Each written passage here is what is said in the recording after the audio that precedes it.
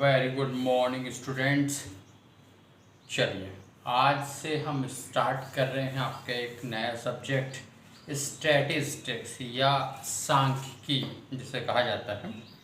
और ये सांख्यिकी जो है पहले लिख लेते हैं थोड़ा सा, ठीक है। क्या कहते हैं इसे? स्टैटिस्टिक्स, ठीक है। और इसे हिंदी में कहते हैं सांख्यिकी, ठीक। चलिए अब ये सांख्यिकी या शॉर्ट में इसको स्टैटा भी बोल देते हैं, ठीक है।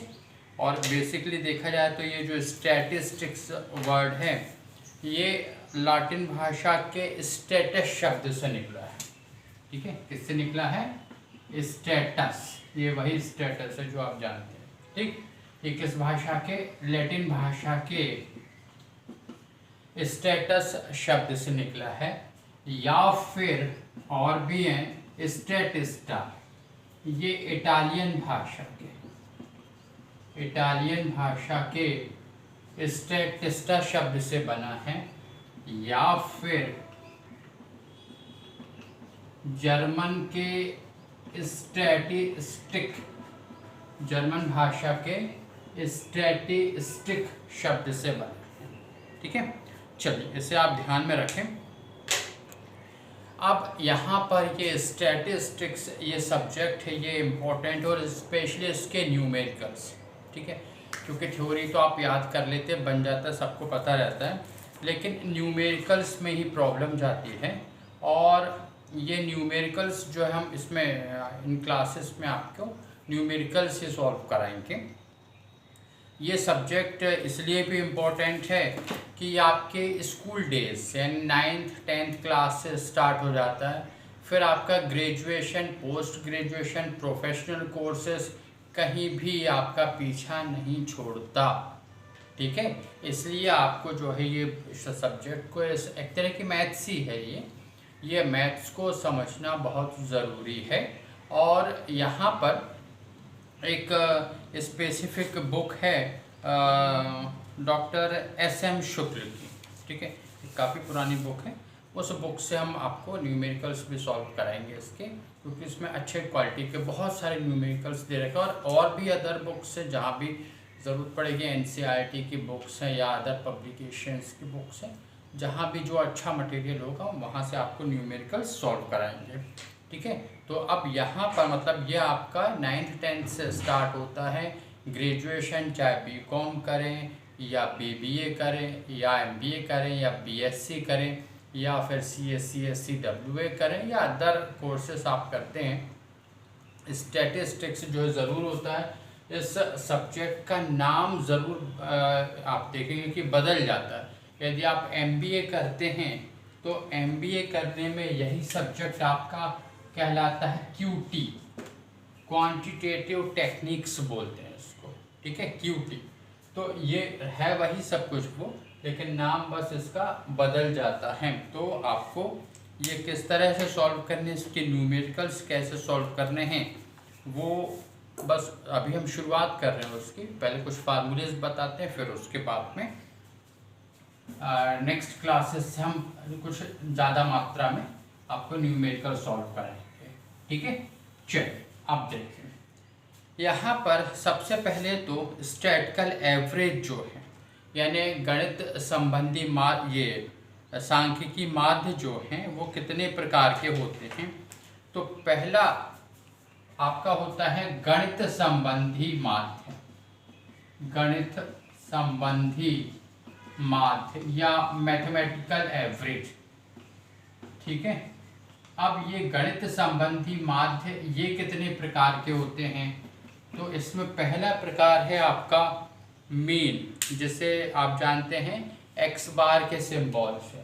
तो पहला क्या है, इसका प्रकार क्या है? मीन या एवरेज भी कहते हैं या अर्थमेटिक एवरेज भी नाम से जानते हैं। और इसका सिंबल है x बार, ऊपर छोटा सा डंडा खींचा आपने, वो कहलाता है बार, ठीक है। चलिए मीन के बाद में नेक्स्ट है आपका ज्योमेट्रिक मीन, गुणोत्तर माध्य, क्या बोलते हैं इसको?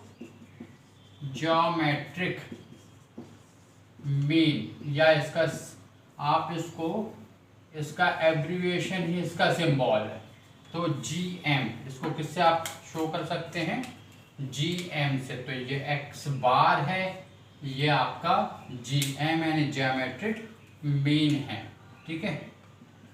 Third one is harmonic mean, ठीक है। हरात्मक माध्य, हार्मोनिक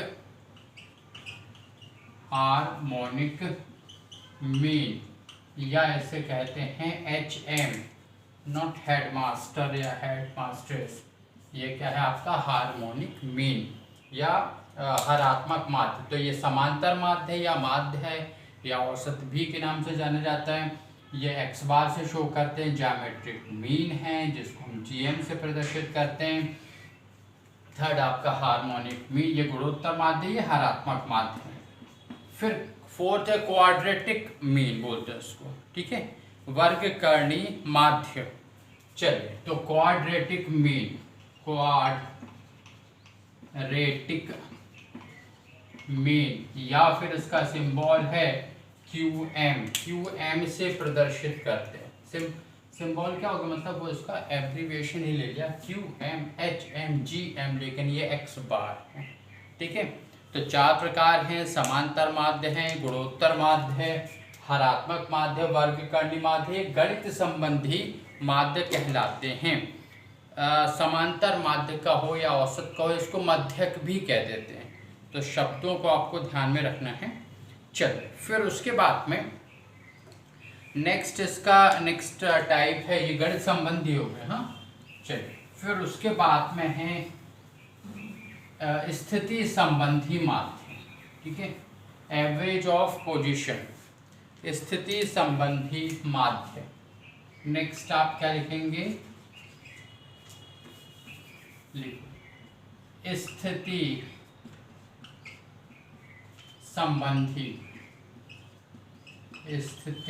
संबंधी माध्य।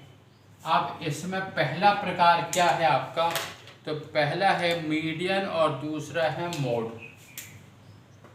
पहला क्या है, मीडियन, जिसको M से प्रदर्शित करते हैं, और दूसरा है मोड, इसको Z से प्रदर्शित करते हैं, ठीक है। मीडियन, ये खूब शब्द सुना है आपने, जिसको हम क्या बोलते हैं, माध्यिका। वो मध्यक था, ये माध्यिका है। हाँ, और मोड, ये भी आप इसका, ये साइलेंट मोड, ये वाले मोड नहीं है, ये स्टैटिकल मोड है। ये मोड का मतलब क्या है, बहुलक या भूइष्ठिक भी बोलते हैं उसको, भूइष्ठिक या भूइष्ठक और बहुलक, ये दो शब्द का प्रयोग किया जाता है। फिर उसके बाद में तो ये क्या हो गया आपके स्थिति संबंधी माध्य, दो हैं, मीडियन है और मोड है। मीडियन को माध्यिका और मोड को बहुलक या भूइष्ठक कहते हैं। मीडियन को M से और मोड को Z से प्रदर्शित करते हैं।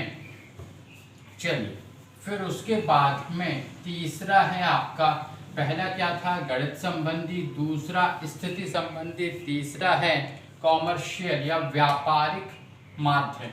क्या बोलते हैं इसको, व्यापारिक माध्य। चलिए, तो व्यापारिक माध्य, ठीक है। चलिए, व्यापारिक माध्य या कॉमर्शियल एवरेज हैं, तो ये मूविंग, प्रोग्रेसिव और कंपोजिट है। पहला क्या है, मूविंग, दूसरा प्रोग्रेसिव, और तीसरा है कंपोजिट। हालांकि आपके सिलेबस में ये उतना नहीं है, इसके न्यूमेरिकल्स भी नहीं जाते ज़्यादा, लेकिन फिर भी आप थोड़ा समझ लें। मूविंग एवरेज कह दो इसको, मूविंग एवरेज, ठीक है, प्रोग्रेसिव एवरेज, कंपोजिट एवरेज या मूविंग एवरेज। अब इसका एब्रीविएशन ही इसका फॉर्मूला या शॉर्ट बन जाएगा, ठीक है, सिंबल। तो ये MA हो गया, ये प्रोग्रेसिव एवरेज हो गया, ये कंपोजिट एवरेज यानी CA हो गया। इट्स कंपोजिट एवरेज, हाँ, नॉट। चार्टर्ड अकाउंटेंट, ये मीनिंग इसकी बिल्कुल भी नहीं है सीए की मीनिंग यहाँ पर। ठीक, चलिए तो ये आपके शॉर्ट हो गए। अब मूविंग को क्या बोलते हैं? मूविंग को चल माध्य कहते हैं, ठीक है। फिर उसके बाद में प्रोग्रेसिव को क्या बोलते हैं? तो ये प्रगामी, आगे की ओर बढ़ने वाला प्रगामी माध्य, और ये संग्रथित माध्य कहलाता है। आ रहा समझ में? पहले, बहुत पहले, मतलब आज से लगभग 30 वर्ष पहले ये हुआ करता था। ये माध्य भी न्यूमेरिकल्स इसके सिलेबस में थे, लेकिन अब ये जनरली जो है वो आपका सिलेबस से बाहर हो चुका है, और यदि थोड़े बहुत कहीं होंगे तो ज़रूर आपको बताएंगे। तो इस तरह से 3 प्रकार के माध्य हैं, ध्यान रखें कौन कौन से। गणित संबंधी है, स्थिति संबंधी है, और व्यापारिक माध्य हैं। ये 3 प्रकार हैं। गणित संबंधी में क्या था? एक्स बार था, फिर उसके बाद मीडियन था, ये ज्योमेट्रिक मीन था, एक्स बार था, फिर उसके बाद ज्योमेट्रिक मीन था, एच एम यानी हार्मोनिक मीन था, और फिर 4th one is quadratic mean है। फिर उसके बाद में हमने दूसरा क्या पढ़ा? स्थिति पोजीशन वाला एवरेज पढ़ा, जिसमें मीडियन है और मोड है, ठीक है। और फिर तीसरा व्यापारिक कॉमर्शियल एवरेज है, इसमें मूविंग है, प्रोग्रेसिव है और कंपोजिट है। आप ऐसे याद रखें MPC, ये एवरेज तो लग ही जाएगा, MPC MPC MPC, ठीक है। मध्य प्रदेश सेंट्रल, ठीक है, याद रहेगा, मध्य प्रदेश सेंट्रल, ठीक।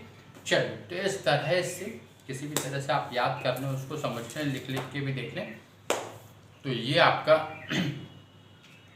छोटा सा इंट्रोडक्शन था, और फिर उसके बाद में नेक्स्ट क्लास में हम करेंगे फर्स्ट आपका एवरेज, यानी कौन सा? समांतर माध्य, उसके फार्मूले, और फिर उसके न्यूमेरिकल्स। हमारा समझ में न्यूमेरिकल्स ही करना है हमको, वो न्यूमेरिकल्स आपको प्रैक्टिस खूब कराएंगे और आप करेंगे, और बढ़िया फर्स्ट क्लास, ठीक है। ध्यान रखिए, ये स्कूल से लेके आपके ग्रेजुएशन, पोस्ट ग्रेजुएशन और प्रोफेशनल कोर्सेज तक पीछा नहीं छोड़ने वाला ये सब्जेक्ट, इसलिए इसके ये क्लासेस ले रहे हैं, ठीक। Thank you.